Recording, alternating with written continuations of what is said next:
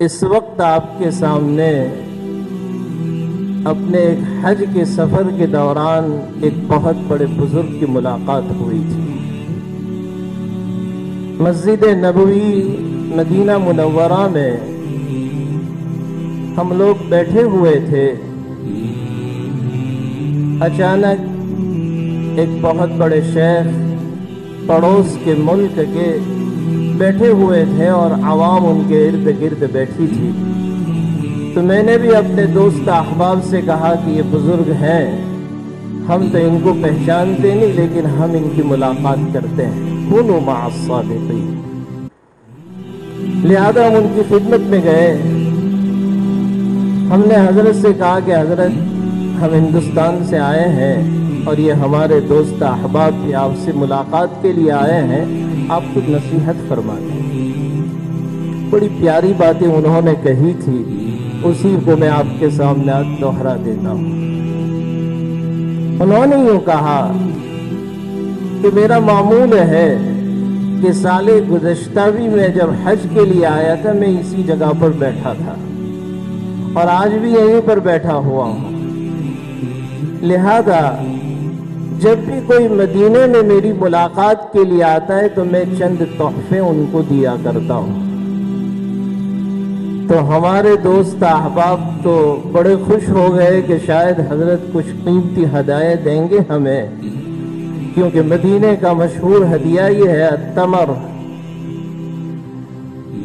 تو پھر حضرت نے یوں کہا کہ وہ چند تحفے ایسے ہیں کہ میں نے سال گزشتہ یہ تحفے میں نے اپنے چند جوانوں کو دیا اور انہوں نے اس پر عمل کیا۔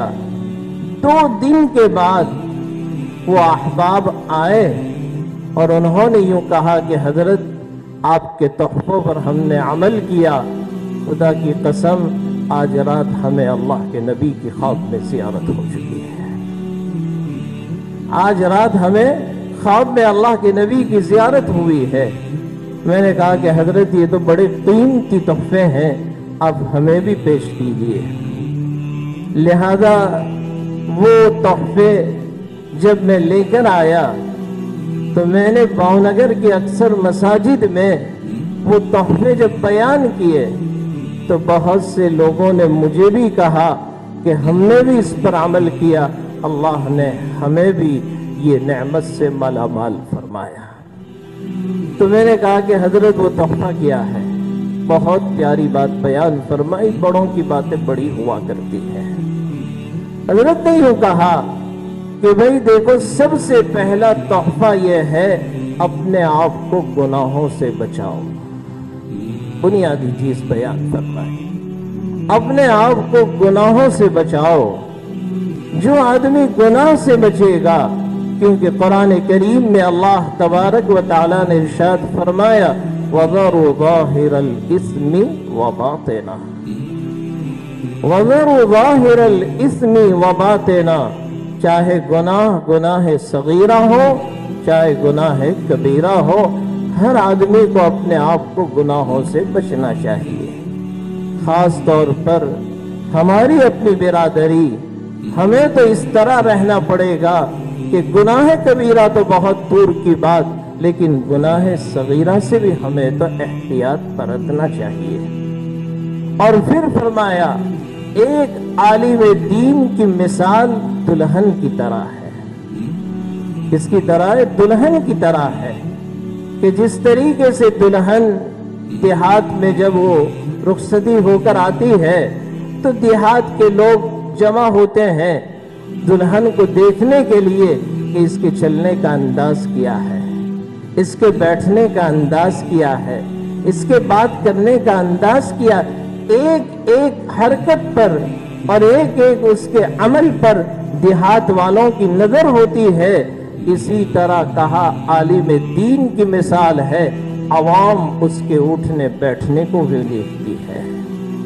گناہوں سے اپنے آپ کو بچانا یہ بہت ضروری ہے، چاہے گناہ صغیرہ ہو۔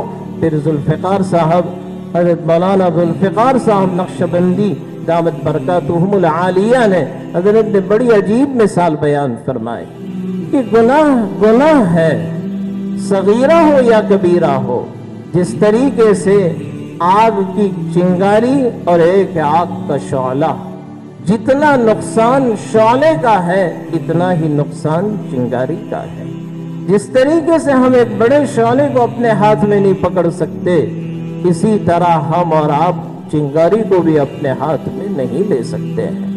حضرت نے دوسری مثال بیان فرمائی کہ اس کی مثال کالعقرب، بچھو کی طرح ہے۔ چاہے بچھو چھوٹا ہو چاہے بڑا ہو، جتنی تکلیف بڑے بچھو کے ڈسنے سے ہوتی ہے اتنی تکلیف چھوٹے بچھو کے ڈسنے سے بھی ہوا کرتی ہے۔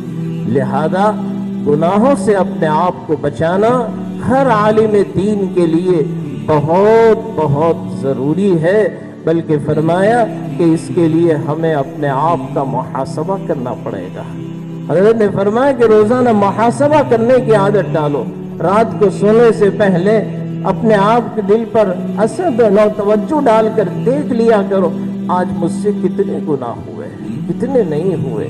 عوام کا حال اگر ہم دیکھیں، خدا کی قسم ہم اور آپ اگر ان کی زندگی کو دیکھتے ہیں، ہمیں رشک ہوتا ہے کہ عوام اور علماء، وہ عوام، خدا کی قسم بھاونگر شہر کے اندر میں آپ کو سناؤں کہ بہت سی جگہوں پر ہم نے مدرسۃ البنات قائم فرمائے ہیں۔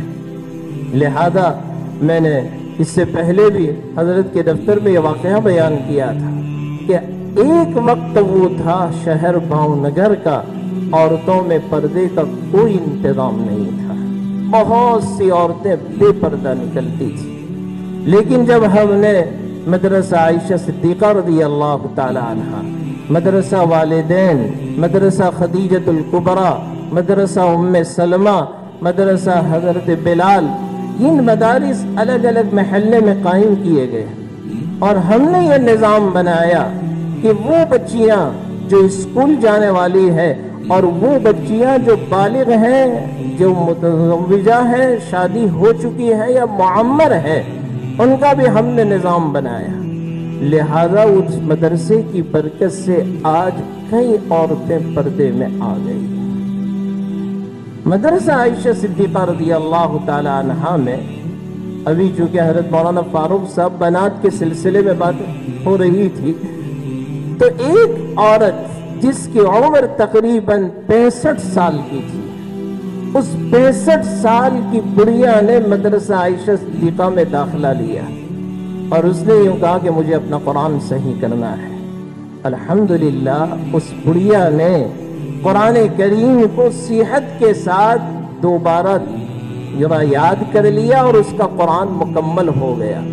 ایک دن، کیونکہ ہر جمعرات کو میں وہاں پر تفسیر کے لیے جاتا ہوں، لہذا ایک دن وہ خاتون آئی اور اس نے کہا کہ میں نے خواب دیکھا ہے، میں آپ سے اس کی تعبیر پوچھنا چاہتی ہوں۔ میں نے کہا کیا خواب دیکھا؟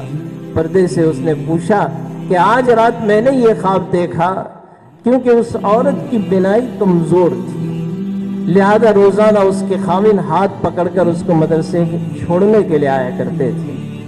تو وہ یوں کہنے لگی، میں نے خواب یہ دیکھا کہ آج رات میں اپنے گھر سے نکلی ہوں تو 2 خاتون نے مجھے سہارا دیا ہے، اور مدرسہ عائشہ صدیقہ کی سیڑھیاں مجھے چڑھائی، اور جب مجھے اوپر چڑھا دیا تو مجھے یوں کہا کہ سامنے دیکھو۔ میں نے جب سامنے دیکھا تو ایک حسین جمیل جس کی زلفیں ہیں، سفید لباس میں ملبوس ہے، چلے جا رہے ہیں۔ تو وہ دونوں عورتیں مجھے کہنے لگی، آپ پہچانتی ہو یہ کون ہے؟ میں نے کہا میں تو نہیں پہچانتی۔